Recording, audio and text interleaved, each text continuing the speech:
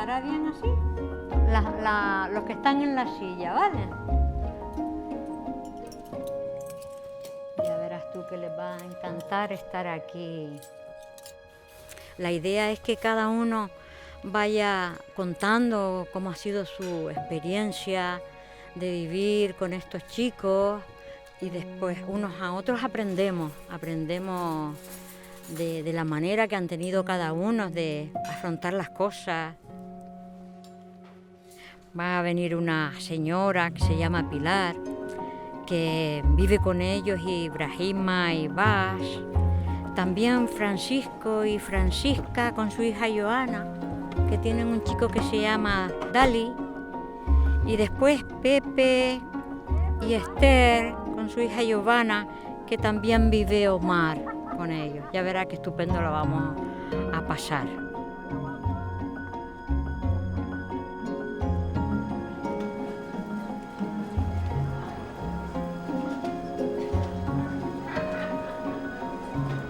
Ay, le flipan los yogures.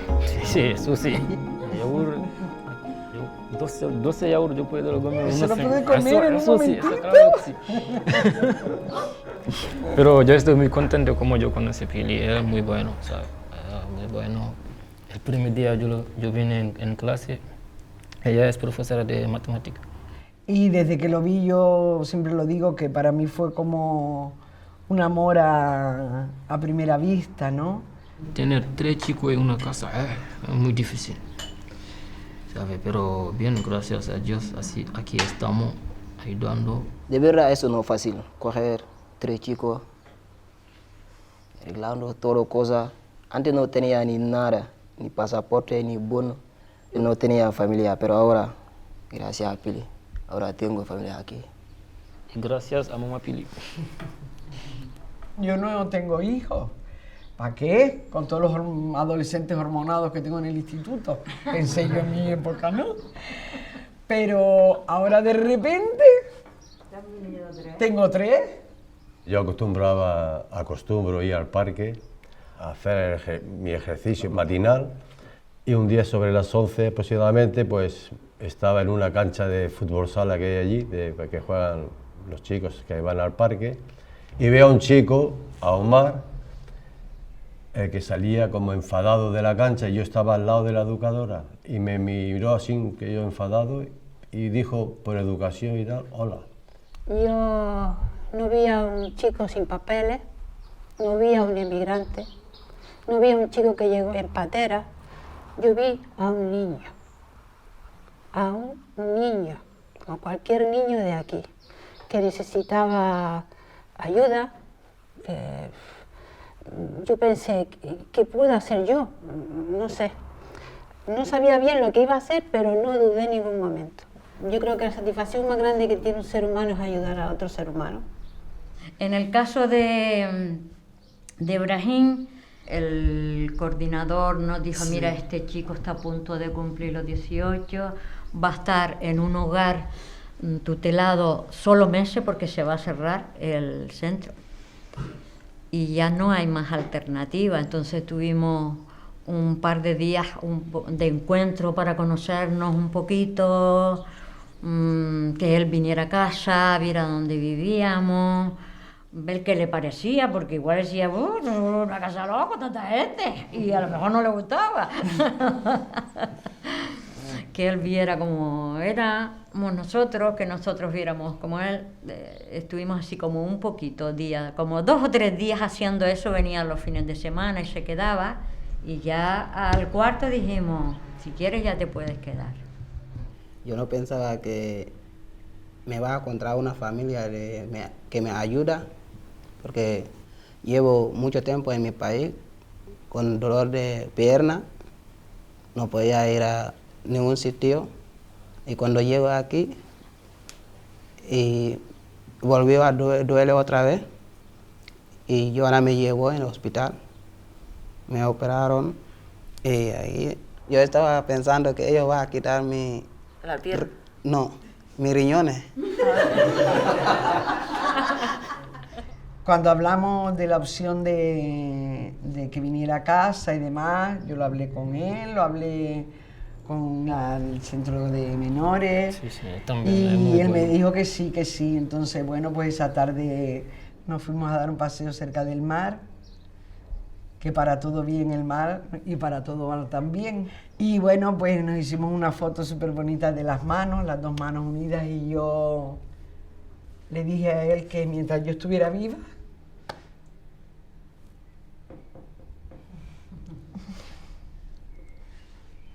no lo soltaría.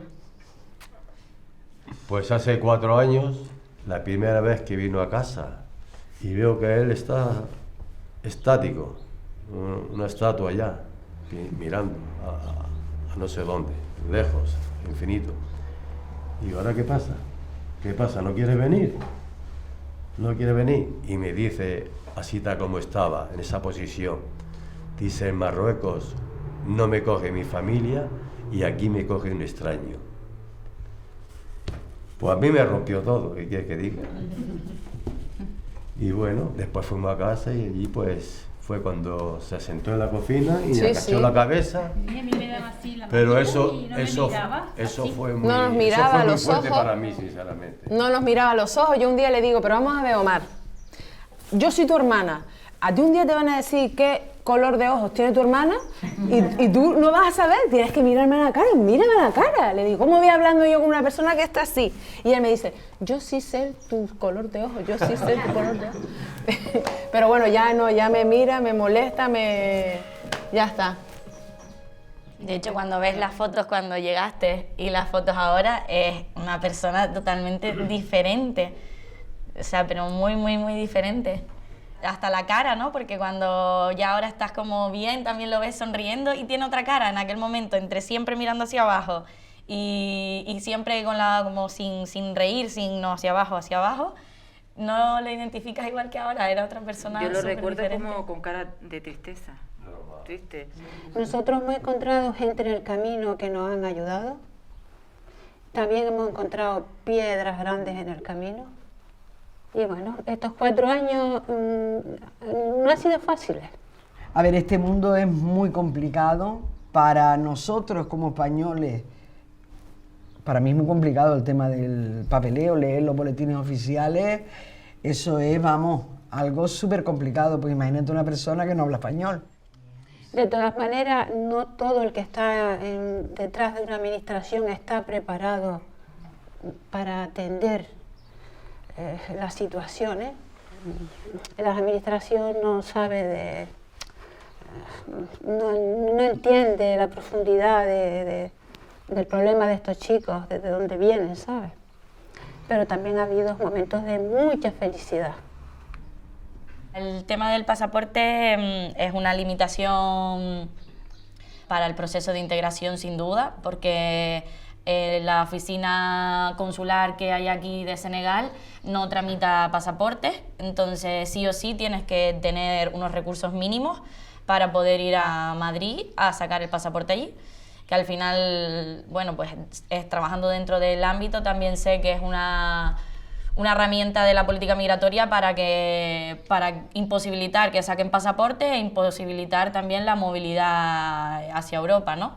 Entonces, en ese contexto, pues fuimos a Madrid y a pesar de que llevábamos toda la documentación que nos habían dicho, cuando llegamos allí empezamos a hablar y tal, y no fue posible. Y ahí recuerdo el cómo me sentí yo también, que íbamos él y yo solos, y en el consulado bajas unas escaleras y está como un sótano, eso era un sótano oscuro, y un montón de negros, o sea, lleno de negros, y yo era la única blanca, mujer además, chiquitita, joven.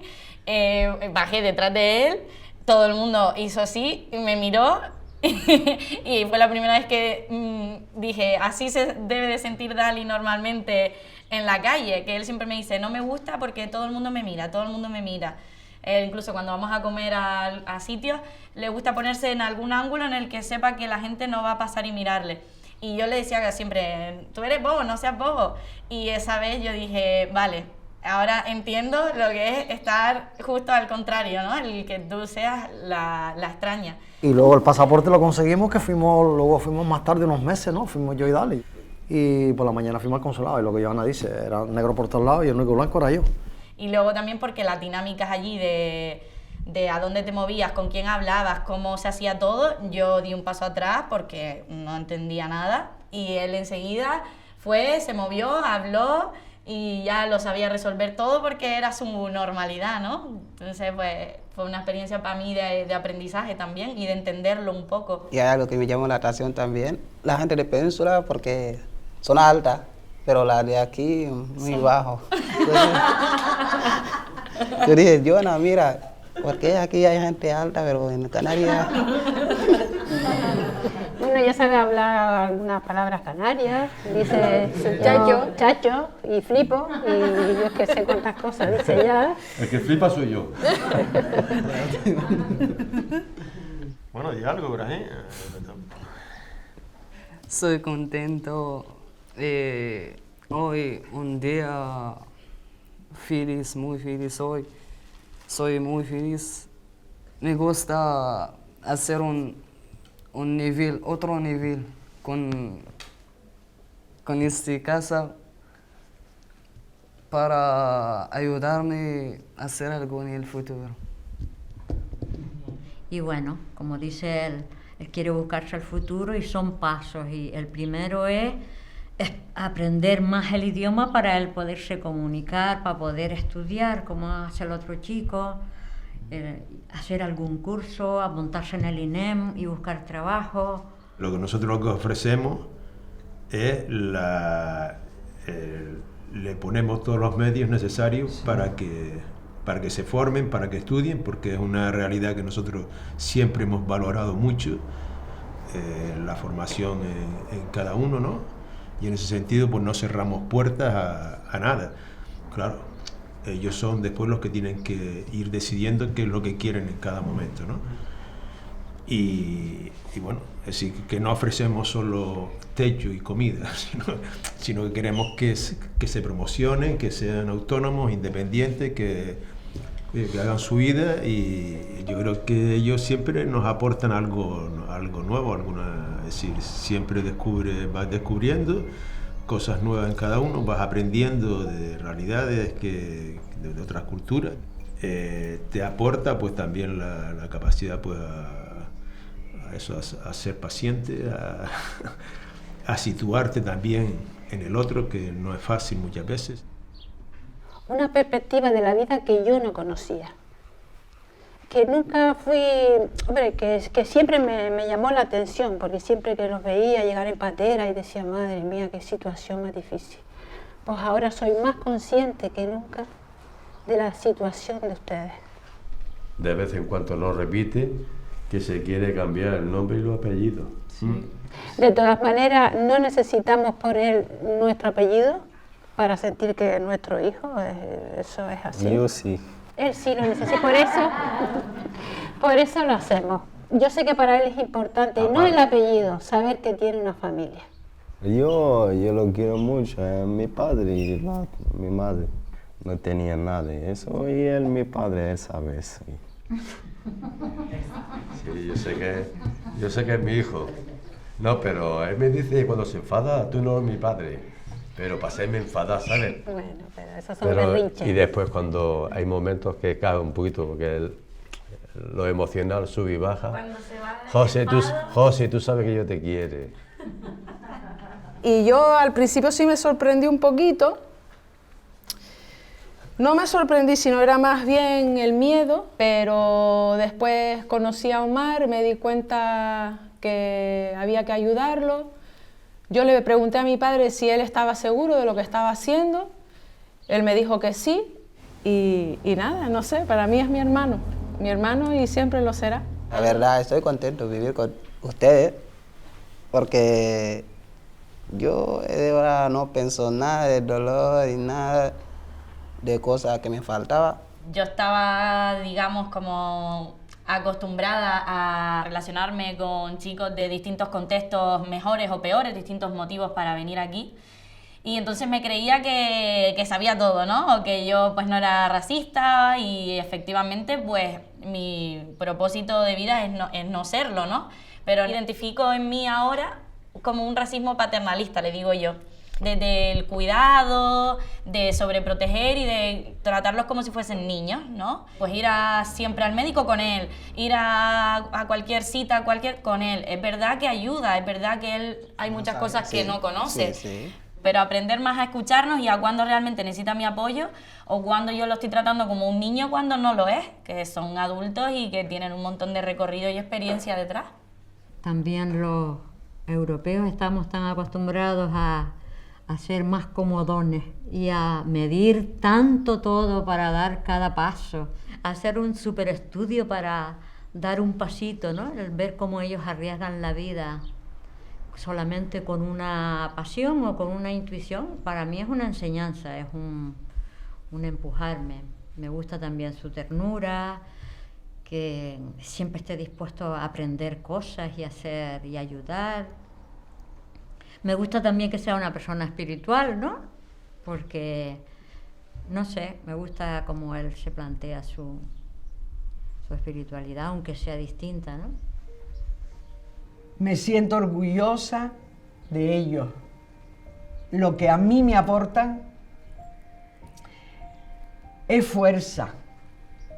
Yo siempre he creído que soy una mujer fuerte, pero me vengo abajo muy fácilmente. Entonces ahora tengo un motivo, 3 motivos, para siempre tirar hacia adelante. Vamos a ponernos todos juntos y hacemos una foto de familia. Un poquito más juntado, pues para abajo. Venga, para abajo.